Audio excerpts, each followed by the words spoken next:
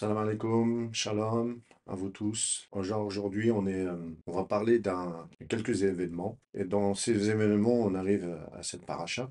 Et cette paracha, c'est Yétro.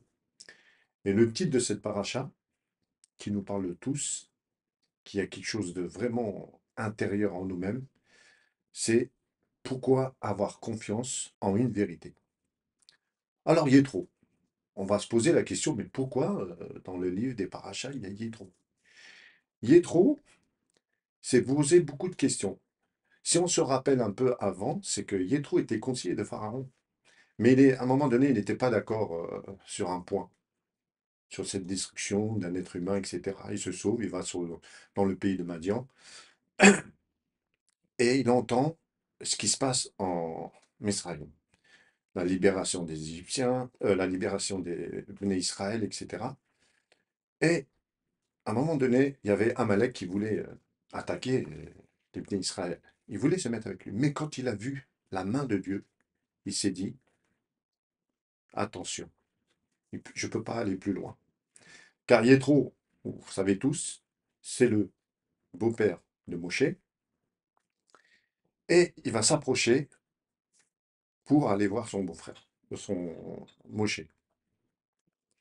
À un moment donné, il se lève, il avance, il envoie un message. Midrash dit qu'il envoie une flèche, etc. Mais Hachem prévient Moshe, lui dire, vas-y, rencontre-le, il y a quelque chose de bon pour toi. Ce qui va se passer, Moshe va venir avec 70 anciens, il ne va pas y venir les mains vides, etc. Et Yétro, dans sa grandeur, va dire, il fait teshuva, il fait une teshuva, il fait une repentance. Il avait oublié tous ses idoles. Pour lui, il a vu que Hachem était la vraie vérité. Et Hachem a vu son cœur, et son cœur était vrai. Et c'est pour ça qu'il s'est converti. C'est une guerre. Guerre, c'est conversion. Et pourquoi avoir une confiance en une vérité? C'est ce qu'il a fait. Il a fait une vérité. Il a vraiment cherché cette vérité. Il a fait tous ses idoles. Il n'a pas trouvé aucune vérité dans ses idoles. Il l'a seul trouvé, c'est dans le bras d'Hachem. Yétro va avancer dans cette paracha et va dire et va conseiller à Moïse qui ne s'était pas bien comment il organisait ses choses, comment il parlait à son peuple, mais il va lui donner de bons conseils. Et ces conseils, il va les avoir avec un conseil de droiture. Et là, dans cette paracha, le Midrash nous dit que il lui dit de choisir des juges. Ces juges doivent être libérés de toute autre occupation, afin d'être disponibles pour le peuple à tout moment. Yétro décida qu'un homme devait posséder les qualités suivantes pour pouvoir accéder au poste de juge. Ishaï doit être profondément versé dans la Torah et doit être riche pour ne pas avoir besoin de flatter qui que ce soit et ne pas donner la préférence à l'une des parties par rapport à l'autre. Il doit être une personnalité dynamique qui espère les autres à faire ce qui est bien. Iré Elohim. Il doit avoir une crainte du ciel qui lui permette de juger fidèlement. Ish Emet, il doit être un homme de confiance en la parole duquel les gens peuvent se fier. Soné Betsa, l'argent doit être répugnant à ses yeux.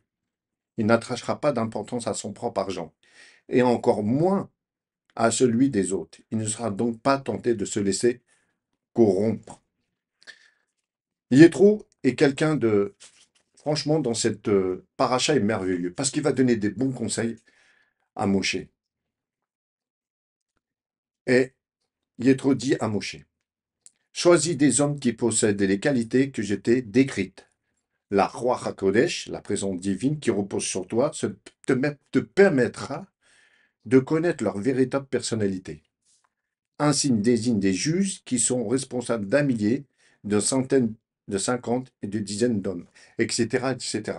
Et comme ça, chaque juge aura une main dessus et pourra aider vraiment Moshe, car il ne pouvait pas tout seul. C'était trop lourd pour lui, mais il fallait des gens justes. Il fallait vraiment des gens justes. Et Yétro proposant donc de désigner en tout 78 600 juges. Et voilà, ce qui se passe, c'est que Moshe écouta le bon conseil de son beau-père. C'est à ce sujet que Shlomo a affermi dans Michée chapitre 12, verset 15, celui qui accepte un conseil est sage. toujours accepter un conseil dans cette voie de vérité. Pourquoi Moshe n'a-t-il pas désigné le juge avant le conseil? Yétro, pourquoi n'a-t-il jamais pensé lui-même à cette solution? De voir cette paracha rapporter en son nom. Extraordinaire d'avoir une paracha à son nom. C'est que vraiment son cœur qui était troublé est devenu vraiment blanc et dans la vérité et vraiment dans le émet. Et le émet pour Hachem, c'est très très très important. En vérité, Moshe avait reçu d'Hachem l'ordre de désigner des juges, mais par la suite, il les avait oubliés. Avec tout ce qui s'est passé, il l'avait oublié. Afin que Yétro ait le mérite de voir cette paracha rapportée en son nom. À l'origine, le nom de Yétro, vous savez tous, était Éther, mais la lettre Vav fut adjointe à son nom, qui devint Yétro, ce qui signifie à la fois qu'il était devenu juif et que la paracha de la désignation des juges avait été ajoutée à la Torah en son nom. Quand quelqu'un devient bon envers Hachem, lui change cette lettre. Alors, en réalité, Yétro possédait en tout 7 noms. Yéter, son nom d'origine lorsqu'il n'était pas juif. Yétro, le nom qu'il a pris en donnant guerre à cause de la paracha qui a été ajoutée à la Torah en son nom. Ovav parce qu'il aimait la Torah.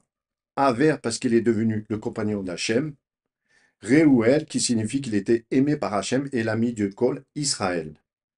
Poutiel qui signifie qu'il a renoncé à l'idolâtrie. Complètement tout. Kéni parce qu'il était zélé par Hachem. Kanaï zélé, qui veut dire zélé. Et parce qu'il a acquis Kama de la Torah. Pendant près d'1 an, Yétro vécu dans le camp des Bnei Israël. Mais à un moment donné, il fallait qu'il parte. Et quand il est parti, il n'est pas parti avec des choses négatives, mais au contraire, il a convaincu à Moshe, faut qu'il parte pour pouvoir prononcer cette bonne nouvelle que le seul Hachem n'était pas des idoles, mais que celui de la terre et du ciel. Et sans lui, on ne pouvait rien. Si j'avance un peu plus loin, on arrive pour les préparatifs du Matan Torah. Mais avant du Matan Torah, il a fallu guérir tous ces Bnei Israël, la plupart qui étaient malades, qui étaient infirmes, qui étaient aveugles. Mais Dieu, quand il a voulu donner cette Torah, il a voulu la donner à un peuple qui était né de nouveau. Alors il va les guérir, il va leur donner une belle apparence, etc. Et pour avancer un peu plus, c'est que Matan Torah, le don de la Torah arrive. Et les 10 commandements sont pratiquement prêts. Alors, je vais vous les énumérer, les 10 commandements. Premier commandement, Anochi, tu aimeras ton Dieu de tout ton cœur, etc. Deuxième commandement, tu n'auras pas d'autre Dieu. Troisième commandement, ne pas prononcer le nom d'Hachem en vain. Faut pas dire, ouais, je vais, ça, faut jamais. Faites attention. Tournez 7 fois votre langue autour de votre bouche avant de dire des bêtises. Quatrièmement, vous servez le Shabbat. Vous savez tous que le Shabbat est très, très, très important. J'appuie dessus. Honore ton père et ta mère. Alors là, vous savez tous que c'est extrêmement, très important d'honorer ses parents. Toujours les respecter. Même si vous avez toujours les respecter. Quoi que ce soit. Sixième, tu ne tueras point. Septième, tu ne commettras pas d'adultère. Huitième, tu ne voleras pas. Neuvième, tu ne porteras pas de faux témoignages contre ton prochain. Et le dixième, ne pas essayer de s'approprier qui appartient à autrui. Alors, je vous ai donné tous ces éléments.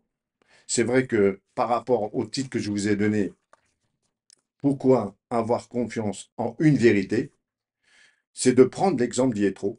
Yétro aurait pu être riche, mais il était riche. Mais la plus grande richesse qu'il a reçue, c'est quand il a accepté Hachem, son Dieu, et qu'il a donné ses bons conseils à Moshe. Pour terminer, je vais vous lire la Haftara dans Isaïe Haftara de 9 5 à 6, qui nous dit une chose très importante. Chapitre 9, du verset 5 à 6, je répète pour pas que vous trompiez, c'est qu'un enfant nous est né, un fils nous est accordé, la souveraineté repose sur son épaule, et on l'a appelé conseil merveilleux, héros divin, père de la conquête, prince de la paix, son rôle est d'agrandir l'empire, d'assurer une paix sans fin au trône de David, à sa dynastie qui aura pour base et appuie le droit et la justice. Dès maintenant et à jamais, le zèle de l'Éternel fera cela. C'est extraordinaire, ce Haftarah, parce que cet Haftarah fait-nous un résumé de toute cette paracha. Alors, chers amis, ceux qui nous écoutez, avoir une confiance en cette vérité, comme Yitro l'a fait, c'est très important. Si nous vraiment nous respections ces préceptes, nous nous tournions envers lui, nous l'implorions en vérité, et comme le disent ces 10 commandements, on peut avancer. Soyez bénis. Shabbat Shalom.